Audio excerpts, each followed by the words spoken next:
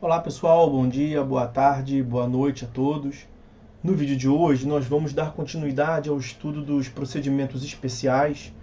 Nós já tivemos uma primeira parte do módulo no qual tratamos da teoria geral dos procedimentos especiais.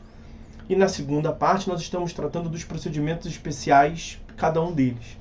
Hoje nós vamos tratar, em caráter introdutório, a respeito do procedimento de divisão e demarcação de terras particulares. Nós já trabalhamos diversos procedimentos previstos fora do CPC, como juizados especiais, como o mandado de segurança.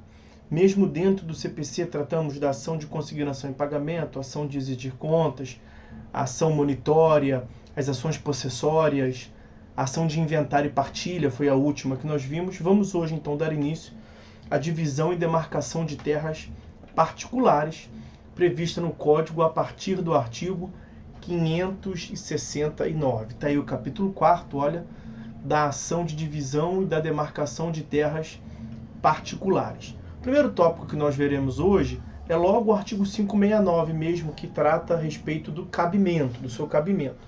E aí são dois incisos, um para cada modalidade de ação. A ação de demarcação no inciso 1º, a ação de divisão no inciso 2º. Perceba então o cabimento da ação de demarcação.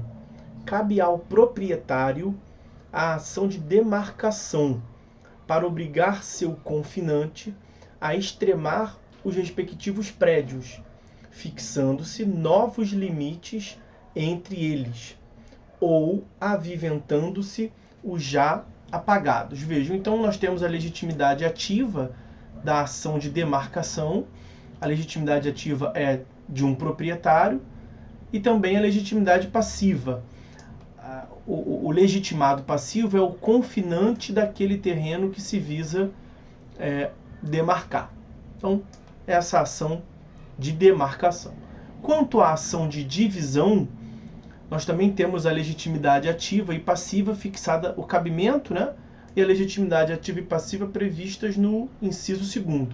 Então, cabe ao condômino a ação de divisão de terras para obrigar os demais consortes a extremar os respectivos quinhões. Então, nós temos o cabimento da ação de divisão, visa a extremar os quinhões, dividir cada cota-parte. Legitimidade ativa é de um dos condôminos, legitimidade passiva dos demais condôminos, dos demais consortes. Pois bem, a ação, tendo visto o cabimento dessas ações, resta-nos, só destacando que nós estamos tratando das duas em conjunto, porque estamos vendo aqui as disposições gerais, ainda em caráter introdutório. Ok? Então, essas ações de demarcação e divisão de terras, elas são ações de pretensões de direito real e de natureza potestativa. Então, sendo de natureza potestativa, senhores, que decorre do direito de propriedade, essas ações não se submetem a prazo prescricional para o seu exercício em juízo. Como o direito material, o Código Civil, não estipula um prazo decadencial para o exercício em juízo dessas pretensões, então acabam que essas pretensões elas podem ser exercidas mesmo a qualquer momento. Essa é uma informação importante. Então, as ações de demarcação e divisão de terra, como são de natureza potestativa e como não há previsão de prazo decadencial no direito material, então não há prazo nem prescricional nem prazo decadencial, elas podem ser exercidas a qualquer tempo. Uma outra informação muito relevante em caráter introdutório é que essas ações de direito, essas ações de demarcação e de divisão de terras, elas não se confundem nem com a ação reivindicatória, nem com as ações possessórias. Por que não se confundem com a ação reivindicatória? Porque a ação reivindicatória, ela é aquela que se busca o alcance do bem, né? Se reivindica o bem. Logo, na ação reivindicatória já consta a exata extensão do bem imóvel. Ao passo que, a contrário senso, nas ações de demarcação e divisão, o objeto é justamente a exata definição dos limites, ou do limite do imóvel como um todo em relação ao confinante, ou o limite de cada um dos quinhões em relação aos coproprietários, como nós vimos lá do artigo 569. Na ação de demarcação, se pretende definir o limite em relação ao confinante, os limites de cada prédio, de cada imóvel, olha lá, fixando novos limites entre eles, se houver perdido, ou reafirmando se houver apagado, aviventando. Na ação de divisão de terras, o que se busca é a definição de cada um dos quinhões, de cada uma das quota-partes, e não deixa de ser a definição dos limites. Então essa é a distinção das ações de divisão e demarcação de terras em relação à ação reivindicatória.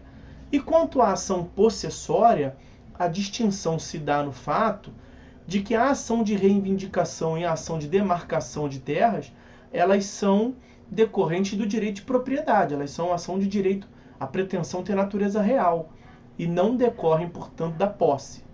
Então a ação demarcação e divisão de terras não se confundem, seja com a ação possessória, não se discute posse, mas propriedade, nem com a ação reivindicatória, pois o objeto é distinto.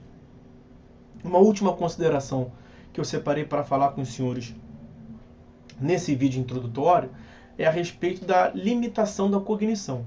Nessas ações de divisão e demarcação de terras, a cognição é limitada. Por quê? Porque esse procedimento ele se aplica exclusivamente às terras particulares.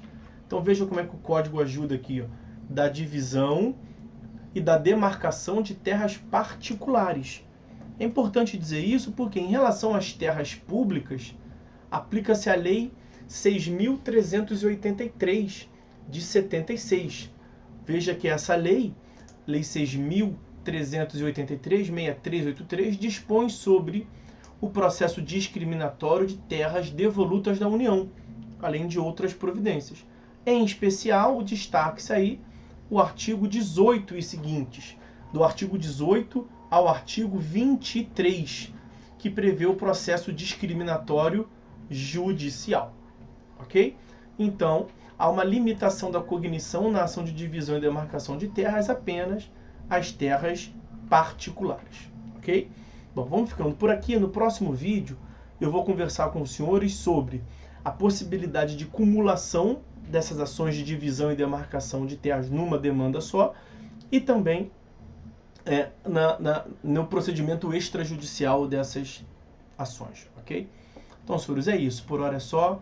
Fiquem todos com Deus e até a próxima.